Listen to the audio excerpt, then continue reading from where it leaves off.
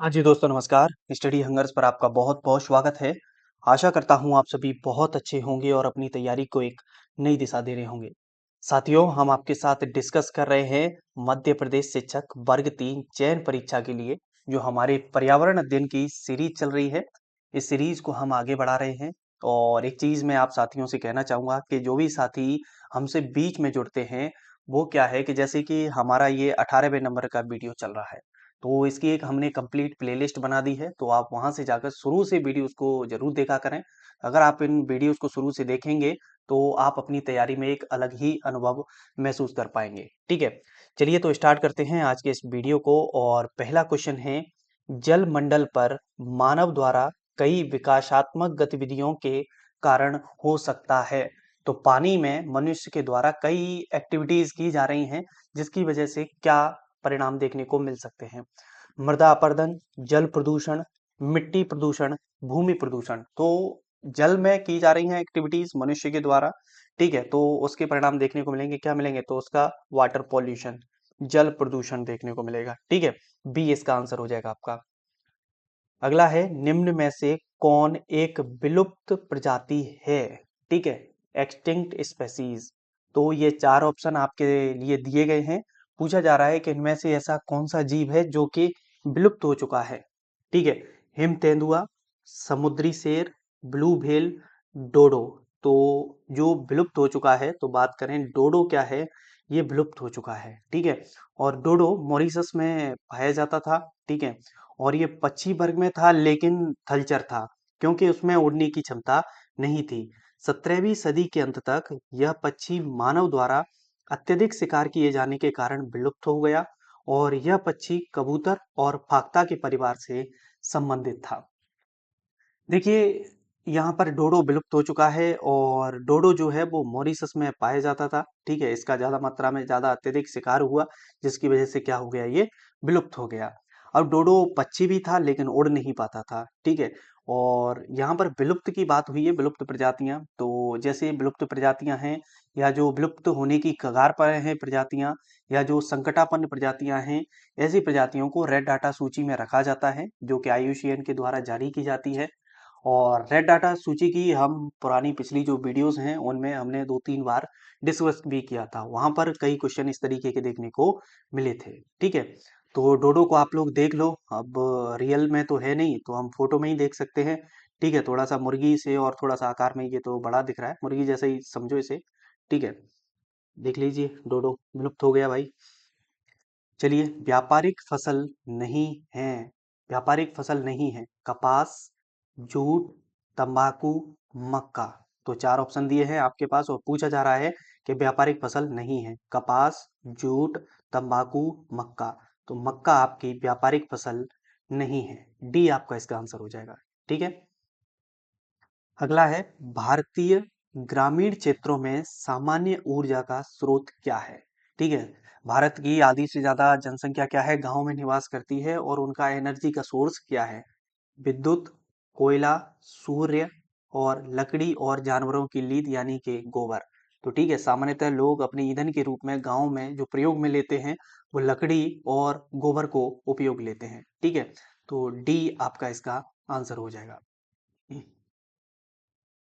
अगला है, एक सक्रिय यानी कि एक्टिव बात हो रही है, एक्टिव क्लास में एक सक्रिय पर्यावरण अध्ययन की कक्षा अधिगमकर्ताओं को प्रेरित करती है। चर्चाओं को न्यूनतम रखना, पाठ्य पुस्तक के पठन पर केंद्रित होना, व्याख्यान को सुनना और साझा किए गए अनुभव पर निर्भर रहना और चुनौतीपूर्ण प्रोजेक्ट में भागीदार बनना। अगर कोई क्लास एक्टिव क्लास है तो वहां पर ज्यादा से ज्यादा चैलेंजेस को क्या किया जाएगा, एक्सेप्ट किया जाएगा, तो वो एक एक्टिव क्लास कहलाएगी। तो डी आपका इसका आंसर हो जाएगा, चुनौतीपूर्ण प्रोजेक्ट में भागीदार बनना। चलिए, अगला है मिशन। ऐसा कौन सा मिशन है जिसमें गांधी जी के चश्मे का लोगो और नारा है, एक कदम स्वच्छता की ओर। अब आपके माइंड में आ रहा होगा कि ये तो भाई करंट के क्वेश्चन पूछ रहा है और क्वेश्चन को भी बहुत अच्छे तरीके से घुमा के पूछ रहा है। ठीक है, स्वच्छ भारत मिशन, निर्मलता अभियान, संपूर्ण स्वच्छता अभियान और सशक्त भारत मिशन। तो स्वच्छ भारत मिशन जो कि 2 अक्टूबर 2014 को क्या किया गया था, प्रारंभ हुआ था, यहाँ से शुरू हुआ था। और यहीं से क्या है कि इसके लोगो की अगर हम बात करें तो ये लोगो है और गांधी जी का चश्मा है, जिसमें एक तरफ स्वच्छ लिखा है, एक तरफ भारत लिखा है। स्वच्छ भारत अभियान ये चलाया गया था। ठीक है, एक कदम स्वच्छता की ओर, याद रखें। अगला है फाल्कन मार्क। फाल्कन मार्क क्या कहते हैं? फाल्कन मार्क के अनुसार पानी की कमी तब होती है जब पानी की उपलब्धता 1000 क्यूबिक मीटर प्रति व्यक्ति प्रतिदिन से कम है, पानी की कोई कमी नहीं है, बाढ़ है और पानी की उपलब्धता प्रति व्यक्ति 1000 क्यूबिक मीटर से अधिक है। तो फाल्कन मार्क के अनुसार पानी की उपलब्धता 1000 क्यूबिक मीटर प्रति व्यक्ति प्रतिदिन से कम है, तो वहां पर पानी की कमी मानी जाएगी। ठीक है। अगला है पानी पंचायत आंदोलन की शुरुआत किसने की? याद रखें, अच्छा क्वेश्चन है। पानी पंचायत आंदोलन की शुरुआत किसने की? विलासराव सालुके, मनोहर दास, अल्मा रोइया, राजेंद्र सिंह। तो पानी पंचायत आंदोलन की शुरुआत विलासराव सालुके के द्वारा शुरू की गई थी। तो ये आपका इसका आंसर हो जाएगा। ठीक है, पानी पंचायत आंदोलन एक समुदाय आधारित जल प्रबंधन मॉडल विलासराव सालुके द्वारा चालू किया गया था और जिन्हें पानी बाबा के नाम से भी जाना जाता है। तो पूछ सकता है आपसे, पानी बाबा का नाम से किसे जाना जाता है? तो विलासराव सालुखे। एक व्यक्ति और है जो कि पानी से रिलेटेड मतलब रखते हैं, राजेंद्र सिंह। ठीक है, राजेंद्र सिंह को वाटर मैन के नाम से जाना जाता है, यानी कि जल पुरुष के नाम से जाना जाता है। ठीक है, याद रखें। अगला है प्रदूषित जल के द्वितीय उपचार से बीओडी का कितना प्रतिशत भाग निकल जाता है? ठीक है, तो प्रदूषित जल जब हो जाता है तो उसमें से बीओडी का कितना प्रतिशत भाग निकल जाता है? 85%, 30%, 50% और 42%। तो प्रदूषित जल के द्वितीय उपचार से बीओडी का 85 से 90% भाग निकल जाता है। ठीक है, ये आपका इसका आंसर हो जाएगा। विश्व में प्रति व्यक्ति प्रति वर्ष पानी की उपलब्धता के मामले में भारत का स्थान कौन से नंबर पे है? 111वां, 131, 132 और 133। तो प्रति व्यक्ति प्रति वर्ष पानी की उपलब्धता के मामले में भारत का जो स्थान है वो है 133वां। कौन से नंबर का है? 133। सुक्रोज को आमतौर पर किस रूप में जाना जाता है? सुक्रोज का एक और नाम आपसे पूछा जा रहा है कि सामान्यतः इसे किस नाम से जानते हैं? नमक, कार्बोहाइड्रेट, शर्करा यानी कि शक्कर और ग्लूकोज। तो सुक्रोज को शर्करा, शुगर के नाम से भी जाना जाता है। ठीक है, टेबल शुगर या केन शुगर के नाम से भी इसको हम जानते हैं। अगला है डीआरडीओ के साथ सहयोग में कितने देश हैं? ऐसी कौन सी कितनी कंट्री हैं जो कि डीआरडीओ के साथ कोलैबोरेट कर रही हैं, यानी कि कई चीजों में रिसर्च कर रही हैं? ठीक है, तो 30 प्लस, 55 प्लस, 80 प्लस और 100 प्लस। तो 80 प्लस देश ऐसे हैं जो कि डीआरडीओ के साथ मिलकर कई प्रोजेक्ट पे काम कर रहे हैं। और ये जो संख्या है कंट्रीज की, ये घटती बढ़ती रहती है। कई कंट्रीज के साथ मतलब जो प्रोजेक्ट है वो कंप्लीट हो जाते हैं तो वो हट जाती हैं और कई नई कंट्रियां इसमें जुड़ भी जाती हैं। ठीक है, तो उस समय की परिस्थिति के अनुसार ये क्वेश्चन पूछा गया और वहां पर जो आंसर था वो 80 प्लस था। निम्न में से किस मिशन में प्रज्ञान रोबोटिक वाहन का उपयोग किया गया था? तो जो साथी शुरू से वीडियो देख रहे हैं वो इसका आंसर तुरंत बता देंगे। ठीक है, तो प्रज्ञान बात हुई थी और एक और बात हुई थी किसकी? विक्रम की बात हुई थी। तो प्रज्ञान और विक्रम दोनों साथ में चल रहे थे। कहाँ पर प्रयोग हुए थे? मंगलयान, चंद्रयान 2, चंद्रयान 1 और शुक्रयान। तो चंद्रयान 2 में ये प्रयोग किए गए थे। बी आपका इसका आंसर हो जाएगा। ठीक है, चंद्रयान 2 भारतीय अंतरिक्ष अनुसंधान संगठन यानी कि इसरो का एक चंद्र मिशन था, जिसे 22 जुलाई 2019 को लॉन्च किया गया था, जिसमें एक ऑर्बिटर था, जिसमें लैंडर था जिसका नाम था विक्रम और रोवर था जिसका नाम था प्रज्ञान। ठीक है, जिसका लक्ष्य चंद्रमा के दक्षिणी ध्रुव की खोज करना था। तो चंद्रयान 2 किस लिए लॉन्च किया गया? जो हमारा मतलब चंद्रमा है उसके साउथ पोल के लिए। ठीक है, उसके दक्षिणी ध्रुव की खोज के लिए भेजा गया था इसको। निम्न में से किसे हमारे सौर मंडल में एक लघु ग्रह के रूप में वर्गीकृत किया गया है? क्वेश्चन रिपीट है, पहले आ चुका है और दूसरे तरीके से पूछा गया था। ठीक है, मंगल ग्रह, शुक्र, एरिस और बृहस्पति। तो लघु ग्रह के रूप में वर्गीकृत किया गया है किसे? एरिस को। किसे किया गया है? एरिस। भारत में वर्तमान में हमारे पास कितने राष्ट्रीय स्तर के बीज निगम हैं? 2, 5, 7 और 9। तो वर्तमान में भारत में हमारे पास 2 राष्ट्रीय स्तर के बीज निगम हैं। ठीक है, कौन कौन से हैं तो जान लेते हैं। राष्ट्रीय बीज निगम लिमिटेड NSC और भारतीय राज्य फार्म निगम लिमिटेड SFCI, जिसका 2014 में NSC में विलय कर दिया गया था। ठीक है, कारगिल स्मृति दिवस किस तारीख को मनाया जाता है? 24 जुलाई, 27 जुलाई, 25 जुलाई और 26 जुलाई। तो अच्छा क्वेश्चन है। कारगिल स्मृति दिवस मनाया जाता है 26 जुलाई को। कब मनाया जाता है? 26 जुलाई, कारगिल विजय दिवस जिसे कहते हैं।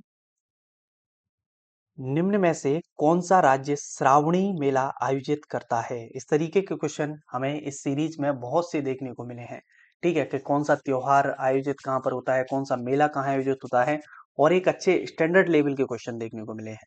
तो आप ये सीरीज साथ साथ लगा रहे हो, और मैं आपसे एक कहूंगा कि आप साथ साथ अपने नोट्स भी साथ साथ प्रिपेयर करते रहें। तो ठीक है, परीक्षा के समय आपको बहुत हेल्प होगी। ठीक है, तो श्रावणी मेला कहाँ आयोजित होता है? तमिलनाडु, गुजरात, हरियाणा, झारखंड। तो श्रावणी मेला झारखंड राज्य में आयोजित किया जाता है। ठीक है, निम्न में से किसे मलखम्ब का जन्म स्थान माना जाता है? भोपाल, नासिक, मुंबई और रायपुर। तो मलखम्ब का जन्म स्थान जो माना जाता है वो महाराष्ट्र को माना जाता है। ठीक है, अब महाराष्ट्र से रिलेटेड 2 ऑप्शन यहाँ पर दिए गए हैं। नासिक भी महाराष्ट्र में और मुंबई भी महाराष्ट्र में है। ठीक है, तो नासिक है यहाँ पर आंसर इसका बी।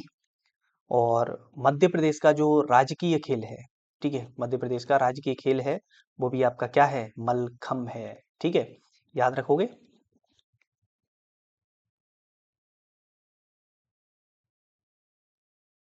चलिए, 2022 ओलंपिक का आयोजन कहाँ किया गया? उस समय की परिस्थिति के हिसाब से वहां पर करंट क्वेश्चन था तो ये पूछा गया। तो बीजिंग, चीन आयोजन, चीन, नीदरलैंड और बरमूडा और इंग्लैंड। तो बीजिंग में, चीन में आयोजित किए गए, ये आपका इसका आंसर है। ठीक है, लेकिन उस परिस्थिति के हिसाब से तो ये था, लेकिन अगर हो सकता है आपकी परीक्षा में जो पूछा जाएगा वो ऐसे पूछ सकता है कि 2024 के ओलंपिक खेल का आयोजन कहाँ किया गया? तो पेरिस, फ्रांस में आयोजन किया गया। ठीक है, अगला है 5 दिसंबर को विश्व मृदा दिवस तो हम मनाते ही हैं, इसके साथ साथ क्या और मनाया जाता है? विश्व एड्स दिवस, आर्थिक और सामाजिक विकास के लिए अंतर्राष्ट्रीय स्वयंसेवी दिवस, विश्व ध्वज दिवस और विश्व चाय दिवस। तो 5 दिसंबर को विश्व मृदा दिवस के साथ साथ आर्थिक और सामाजिक विकास के लिए अंतर्राष्ट्रीय स्वयंसेवी दिवस भी मनाया जाता है। बी आपका इसका आंसर हो जाएगा। ठीक है, अगला है, निम्न में से किस विधि में छात्र कृत्रिम वातावरण में कार्य करते हैं? आर्टिफिशियल एटमॉस्फेयर में काम करते हैं। प्रायोगिक, गुप्त, प्रतिधारण और रोल प्लेइंग। तो रोल प्लेइंग में क्या करते हैं बच्चे? एक आर्टिफिशियल एनवायरनमेंट में काम करते हैं। डी आपका इसका आंसर हो जाएगा। निम्न में से कौन सा ग्लोबल वार्मिंग का दीर्घकालिक परिणाम नहीं है? नहीं पूछा जा रहा है, नॉट। ध्रुवीय बर्फ का पिघलना, ग्लोबल वार्मिंग हो रही है तो बर्फ तो पिघलेगी भाई। समुद्र तटीय बाढ़, बाढ़ आएंगी। तापमान में गिरावट, हम्म, तापमान में गिरावट नहीं होगी। विभिन्न पौधों और जानवरों की प्रजातियों का विलुप्त होना, बिल्कुल। जंगलों में आग लगेगी। और देख रहे हैं गर्मी, टेम्परेचर बढ़ेगा ग्लोबल वार्मिंग से, तो ना कि टेम्परेचर क्या होगा? डाउन होगा। तो नहीं पूछा गया है, तो सी आपका इसका आंसर हो जाएगा। ग्लोबल वार्मिंग के खिलाफ लड़ने के लिए संकल्प लेने के उद्देश्य से हर साल निम्न में से कौन सा सम्मेलन आयोजित होता है? संयुक्त राष्ट्र महासभा की बैठक, सतत विकास पर संयुक्त राष्ट्र सम्मेलन, संयुक्त राष्ट्र जलवायु परिवर्तन सम्मेलन और मानव पर्यावरण पर संयुक्त राष्ट्र सम्मेलन। तो ग्लोबल वार्मिंग के खिलाफ लड़ने के लिए संकल्प लेने के उद्देश्य से संयुक्त राष्ट्र जलवायु परिवर्तन सम्मेलन हर वर्ष क्या होता है? आयोजित होता है, जिसे सीओपी, जैसे पार्टियों का सम्मेलन, सीओपी के रूप में भी, कोप के रूप में भी जाना जाता है। ठीक है, तो ठीक है, फिर ये थे कुछ हमारे महत्वपूर्ण प्रश्न। आई होप आपको सीरीज पसंद आ रही होगी। तो वीडियो को लाइक करें, और जो भी साथी चैनल पर नए हो तो चैनल को सब्सक्राइब जरूर करें। चलिए मुलाकात करेंगे फिर अगले वीडियो में। जब तक आप सभी अपना ख्याल रखें। जय हिंद, जय भारत।